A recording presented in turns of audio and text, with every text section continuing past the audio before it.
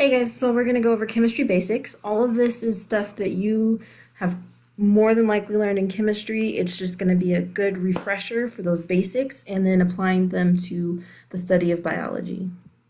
So our essential question is, how does matter interact to give rise to the essential features of a living organism? And we'll start off with what is mass. Mass is the amount of matter that something is made up of, and everything that contains matter is basically everything that we interact with. Elements make up matter, which make up mass, and they are substances that cannot be broken down into smaller substances. So an atom is pretty much it.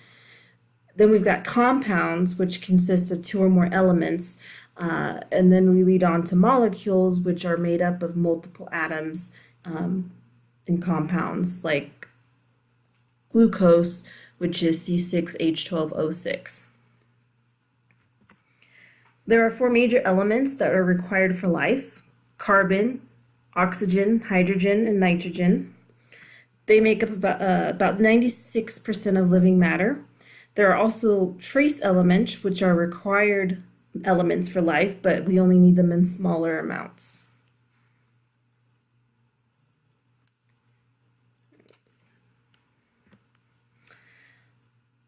Okay, atoms are very simple. Okay, they are made up of three parts. You've got your electrons, you've got your protons, and your neutrons. Okay, this model right here, B, is a very simplified model, where A is a little bit more realistic look of how the electrons would look in that negative space, or that, not negative space, but in that cloud around the nucleus of the atom. So you can determine atomic mass. You can determine the atomic number of an element by looking at where it is on the periodic table. So this is gold. Gold's atomic number is 79. This also tells us how many protons it has. So gold has 79 protons, which also tells us that they have 79 electrons in order for it to be a neutral atom, which all atoms basically are.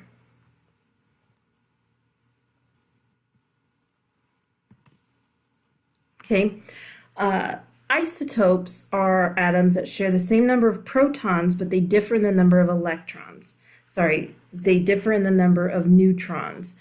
Different in atomic mass, but not in chemical properties. Some isotopes are also radioactive. So here we've got the three isotopes of hydrogen: protium, which has one proton; deuterium, which has one proton, one neutron; and tritium, which has one proton, two neutrons. Some applications of radioactive isotopes. So for one, we use them in dating fossils, so finding out how old fossils are. We use them in tracing or following metabolic processes inside the body or inside the cell. And we also use them for diagnosing medical disorders. So they're very useful. In this picture you see here, all these different lit up areas of the brain are possible because of radioactive isotopes. So then we come to bonds. So there are two main bonds, ionic and covalent bonds. We're only going to really be concerned with covalent bonds for biology. So within covalent bonds, there's two types of covalent bonds, and that's polar and nonpolar bonds. Nonpolar covalent bonds share electrons equally with each other. So you've got here your two hydrogen atoms sharing these two electrons equally, these two oxygens sharing these four electrons equally. That's characteristic of a nonpolar covalent bond. Polar bonds result when a more electronegative atom is attracted to a less electronegative one. For instance, oxygen being more electronegative, being attracted to hydrogen less electronegative. So you see here they have some charge, but not a ton because of the unequal sharing of the electrons.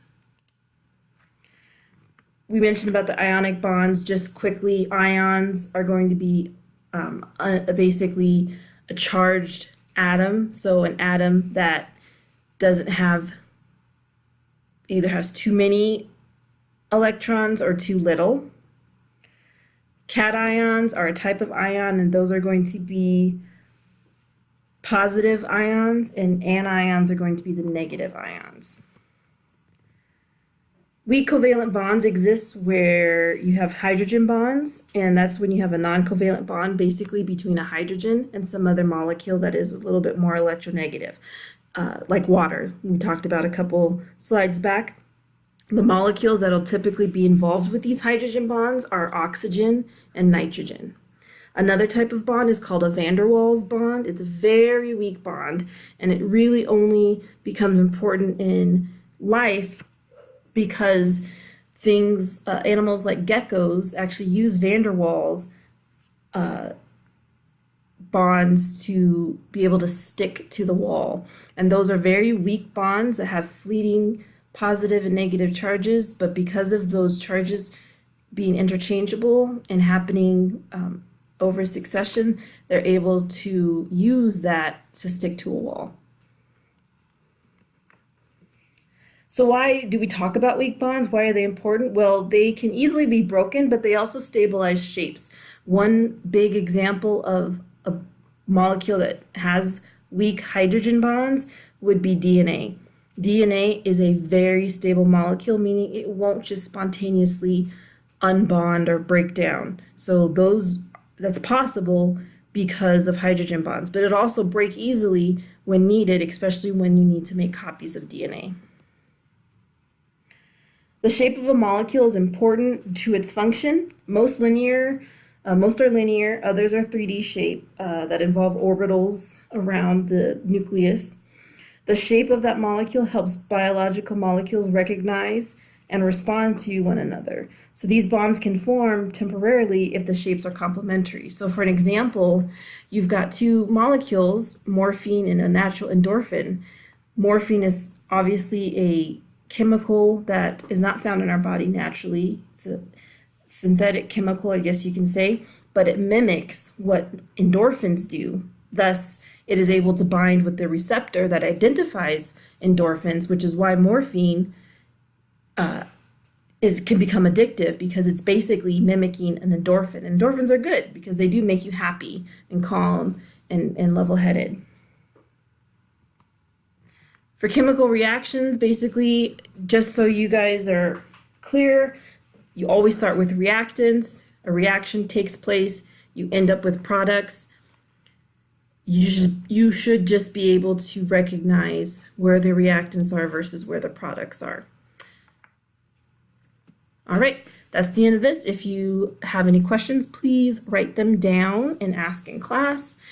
Otherwise, I hope this was helpful.